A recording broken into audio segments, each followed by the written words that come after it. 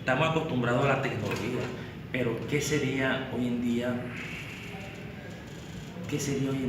de el no uso de la tecnología? ¿Qué sería hoy en día de que no pudiéramos trabajar con los aparatos electrónicos? ¿Qué, qué sería de un mundo de hoy sin la producción industrial? ¿Qué sería de un mundo de hoy sin la producción de alimentos, sin la producción de muebles y hasta sin la producción de ropas? ¿Qué sería? Sería un mundo más o menos así.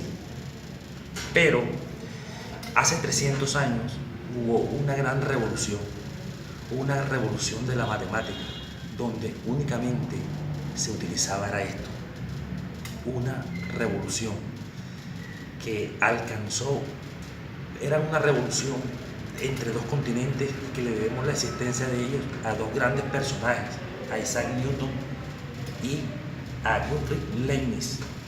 Pero cuando hablamos, todo esto se originó a través a lo que denominamos hoy el cálculo.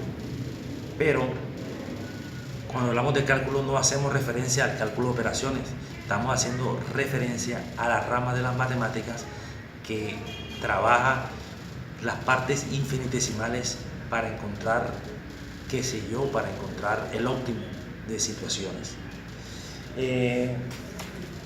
Aquí se presentó una guerra entre estos dos colosos de la matemática, entre Isaac Newton y entre Leibniz. El pensamiento común frente al cálculo infinitesimal. Tanto Leibniz como Newton, ambos desarrollaron el cálculo. Claro, cuando hablo de guerra, hago el énfasis en que primero el que inició todo este estudio fue Isaac Newton. Él más que todo se apoyó en la física. Él se apoyó en algunas teorías de Kepler, en algunas teorías de Copérnico, y así desarrolló su cálculo. Él no publicaba esto, pero 10 años después notó que las publicaciones las hacían en otro continente, las publicaciones las hacían en Alemania, y él, me imagino, desesperado en ese entonces y viendo que todas las publicaciones del cálculo se estaban desarrollando, ya era perteneciente a la Real Sociedad. Uno en Inglaterra, Isaac Newton, uno en Alemania, Leibniz, trató de plagio a todas las publicaciones que hacían, que venían desde Alemania. Pero la gente que estaba con Leibniz también apoyaba las teorías de Leibniz, la gente que estaba con Newton apoyaba las de Newton. Solamente tenía que dar un veredicto final un ente. Este ente era la Real Sociedad. La Real Sociedad era la que podía determinar quién era el padre originario del cálculo. Entonces, pero Leibniz no sabía que perteneciente a la Real Sociedad era Isaac Newton, era el presidente. Y se hicieron unas investigaciones para ver si había plagio. Y bueno, como el presidente era Isaac Newton, él mismo redactó redactó todo digamos, el informe para determinar que era plagio lo que había desarrollado Leibniz. Me imagino Leibniz, pues su corazón roto, todas sus frustraciones, y en Inglaterra no se permitía que se desarrollara ninguna de esas notaciones. Aquí puedo mirar algunas diferencias de Leibniz. A Leibniz no le interesaba la aplicación a la física. De hecho, se podía establecer una correlación entre lo infinitesimal y lo mónada, que era su texto fundamental. Newton estaba asociado directamente al cálculo de velocidades instantáneas, es decir, el desplazamiento en intervalos de tiempos mínimos. Aquí las principales diferencias podemos observar el énfasis que tenía Newton en la razón de cambio.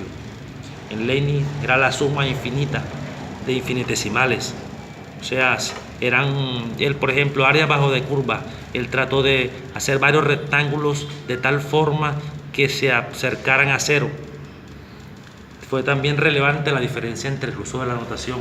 Para Leibniz era muy importante, para Newton no. El cálculo de Newton. Hoy en día se trabaja más que todo en las notaciones de Leibniz, pero después de Leibniz muerto fue que se desarrolló todo esto, porque en realidad Leibniz muere, pero no muere, me imagino un poco decepcionado de todo esto, y después, gracias a las teorías de Laplace, del francés Laplace, se dio a conocer en Inglaterra las nuevas tendencias al cálculo desarrolladas por Leibniz. Pero ambos se encontró después, fundamentalmente años después, que ambos fueron digamos que los primeros colosos de este cálculo. Ambos fueron los que dieron la patente al estudio del cálculo infinitesimal.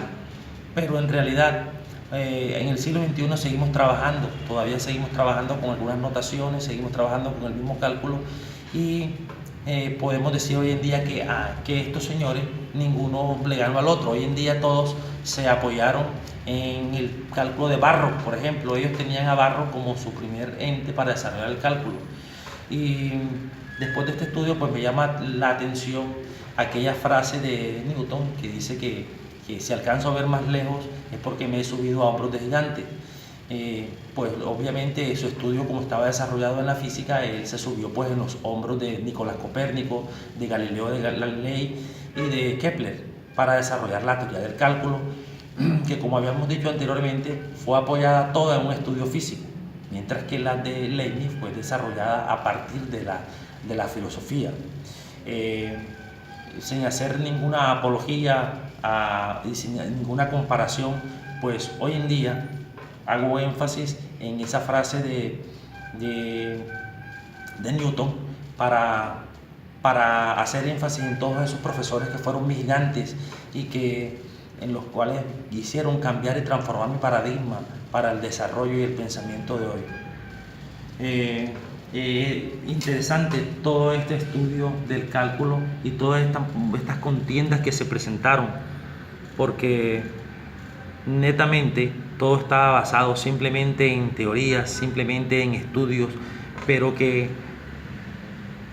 tuvo que intervenir la Real Sociedad para poder determinar quién tendría razón. Para nosotros hoy en día podemos decir que el cálculo está fundamentado en estos dos señores, en Leibniz y en Newton, y que gracias a ellos le aportamos todo.